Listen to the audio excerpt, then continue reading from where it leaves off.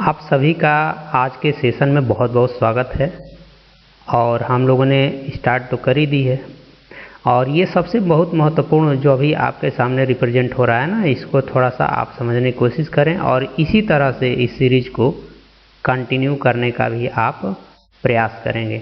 तो आइए आज का जो क्वेश्चन है उसको देखते हैं कि ऐसे क्वेश्चन यदि आएँ तो हमें किस तरह से इस अप्रोच को आगे बढ़ाना है। जैसा कि आप जानते हैं कि इस सीरीज में हमारा सिर्फ एक ही मकसद है कि किस तरह से हम ऑप्शनों को ज़्यादा से ज़्यादा यूटिलाइज करें और अपने बहुमूल्य समय को एग्ज़ाम में बचाने की कोशिश करें। तो चलिए चलते हैं आज के क्वेश्चन पे। तो आज इस सेशन का ये क्वेश्चन, इस सीरीज का ये क्वेश्चन 2 रहेगा और ये क्वेश्चन रहेगा आपके सामने। पहले इस क्वेश्चन को खुद से सॉल्व करिए और फिर इस सीरीज को कंटिन्यू करने का प्रयास कीजिए। मैं आशा करता हूं कि आप इस क्वेश्चन को किए होंगे। चलिए देखते हैं कि किस तरह से हमें इसको यूटिलाइज करना है। देखिए, दिया हुआ है कि मान लीजिए अल्फ़ा बीटा समीकरण X square plus A X plus A cube is equal to 0, जहाँ पे A is not equal to 0 के मूल हैं। फिर यहाँ पे दिया हुआ है कि यदि अल्फ़ा कामा बीटा परवलय Y square is equal to X पर स्थित हों तो समीकरण के मूल हैं। अब आपके सामने 4 ऑप्शन हैं। ध्यान देना कि ऑप्शनों को कैसे पकड़ना है कि ऑप्शन में क्या दिया हुआ है। समीकरण के मूल क्या हैं? अल्फ़ा और बीटा हैं। वहीं पे अल्फ़ा और बीटा को इस परवलय पर स्थित बिंदु भी बता रहा है, यानी इस परवलय के लिए जो ऑप्शन में दिया है वो बिंदु है और इस समीकरण के लिए वही बिंदु इसका मूल है। तो यहाँ पे अब देखना क्या है। देखिए, यहाँ पे हमारे सामने जो लॉजिक हम लोगों को लगाना है कि ये अल्फ़ा बीटा इसमें से कोई एक बिंदु है जो इस पे है। इस परवलय पे होने का मतलब यह है कि वह बिंदु निश्चित रूप से इसके इक्वेशन को सेटिस्फाई करेगा। और बिंदु में क्या लिखते हैं आप? पहले x की वैल्यू लिखते हैं, फिर किसकी वैल्यू लिखते हैं? y की। तो पहले तो हम ऑप्शन पे नज़र दौड़ाएंगे बहुत ही तेज़ तरीके से कि इस इक्वेशन को कौन सेटिस्फाई करेगा। देखिए, आप यहीं जाते हैं तो x का वैल्यू 2 रख दीजिए और y का वैल्यू 3, तो ये वाला तो काम नहीं करने वाला है। सेम ऐसे ये भी है, क्योंकि y का मान यदि 3 रख देंगे तो इधर 9 हो जाएगा और इधर 2 हो जाएगा, ये कभी बराबर ही नहीं होंगे। ठीक, यहाँ पे भी बस कोई दिक्कत नहीं है, यहाँ भी वही तमाशा है सिर्फ। तो ये 2 ऑप्शन क्या हो गए? गलत। अब देखते हैं कि क्या ये सेटिस्फाई करता है। देखिए, x के जगह पे 4 रख देंगे और y के जगह पे -2 रख देंगे। जी बिल्कुल, दोनों तरफ क्या हो जाएगा? 4 हो जाएगा। तो ठीक ये भी होल्ड पे रखते हैं और देखिए ये भी सेम वही है। x के जगह पे आप क्या रख सकते हैं? 4 रख सकते हैं। ये x की वैल्यू है और ये किसकी है? y की। और y की जगह पे 2 रखेंगे तो ये ठीक है, बराबर। ये दोनों सेटिस्फाई करता है। ये दोनों हमने क्या कर दिया? होल्ड किया। अब हम 2 ऑप्शन को निगलेक्ट कर चुके हैं और 2 ऑप्शन अभी हमारे पास हैं।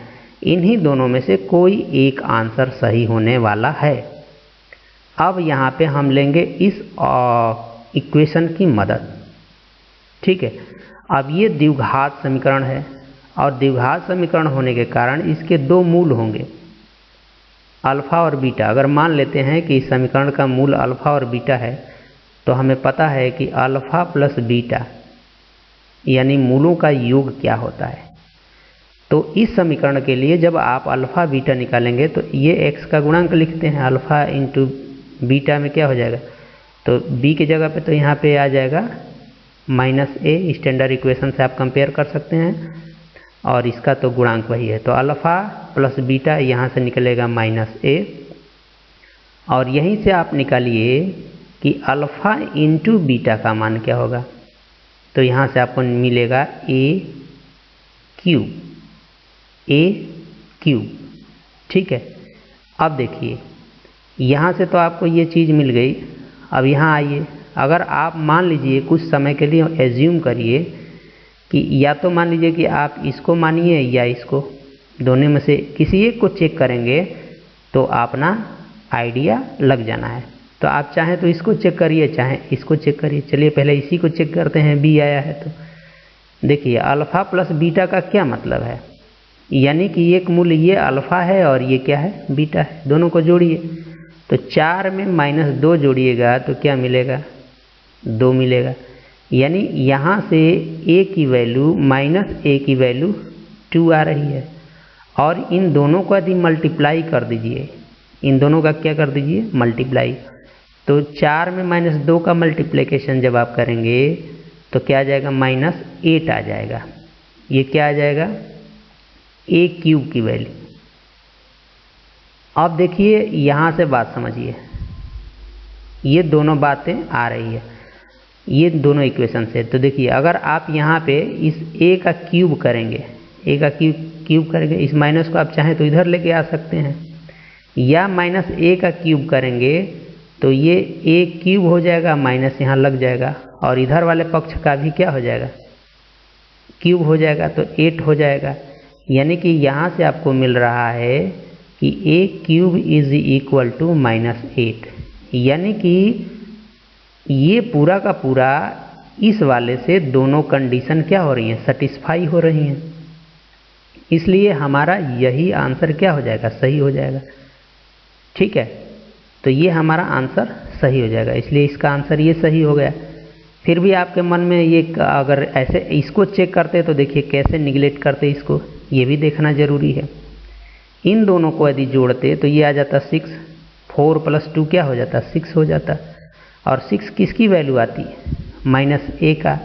और यहाँ पे आपको a क्यूब निकालना है, तो ज़रा आप यहाँ से ज़रा देख लीजिए, यहाँ से a की वैल्यू निकालेंगे तो -6 हो जाएगा। इसका क्यूब करेंगे a क्यूब, तो ठीक है, यहाँ माइनस तो आएगा ही, और यहाँ पे 216 आएगा।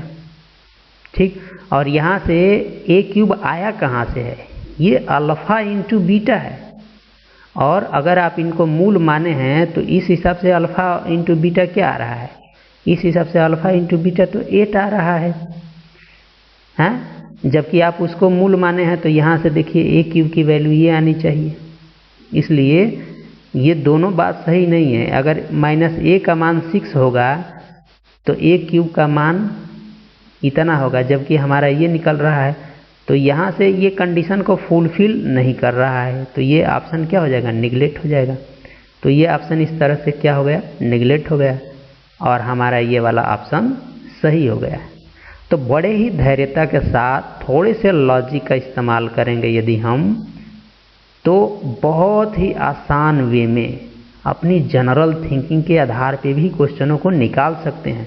और देखिए ये आया हुआ क्वेश्चन है, उत्तर प्रदेश पीजीटी की परीक्षा में आया है। ठीक है, तो घबराने की बात नहीं है। इस सीरीज में हम ऐसे ही बहुत सारे कंसेप्ट देखेंगे जो कि ऑलरेडी हमें आता है, बस पहचानने की ज़रूरत है कि हम ऑप्शनों को किस तरह से यूटिलाइज करें। तो इस वीडियो लेक्चर में अब तक बने रहने के लिए आप सभी को तहे दिल से बहुत बहुत धन्यवाद। मिलते हैं अगले लेक्चर में, धन्यवाद।